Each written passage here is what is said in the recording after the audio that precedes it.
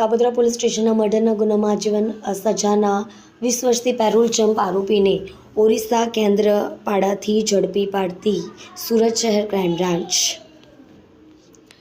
Police commissioner 9/19/2025 થી 30/7/2025 સુધી સુરત શહેરના જુદા જુદા પોલીસ સ્ટેશનમાં ભૂતકાળમાં બનેલ ગંભીર ગુનાઓમાં નાસ્તા ફરતા આરોપીઓને શોધી કાઢવા માટે સ્પેશિયલ ડ્રાઇવનું આયોજન કરવામાં આવ્યું હતું।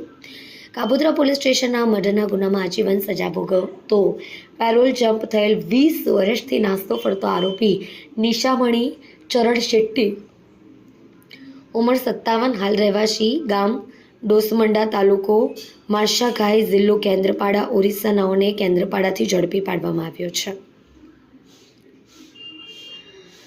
પકડેલ આરોપીની પૂછપરછ કરતા હકીકત જણાવી છે કે 1999માં પોતે પોતાની પત્ની સાથે સુરત શહેર ખાતે રહેતો અને લુમ્સ ખાતામાં મજૂરી કામ કરતો। તે વખતે પત્નીએ પોતાના માસીના છોકરા સાથે આડા સંબંધ હોવાની શંકાએ બંને પતિ પત્નીએ ઝઘડો થયો હતો। દરમિયાન ચાકુ વડે પોતાની પત્નીને મારી મોત નિપજાવ્યું હતું।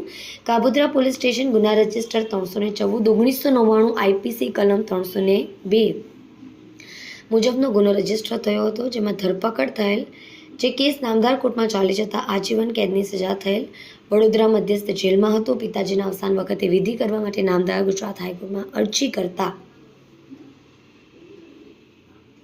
2/8/2005 થી 31/8/2005 દિન 30 અને 1/8/2005 થી તારીખ 1/9/2005 જણની દિવસ 2 માટે શરતોને આધીન વચગાળાના જામીન પર મુક્ત થયો હતો।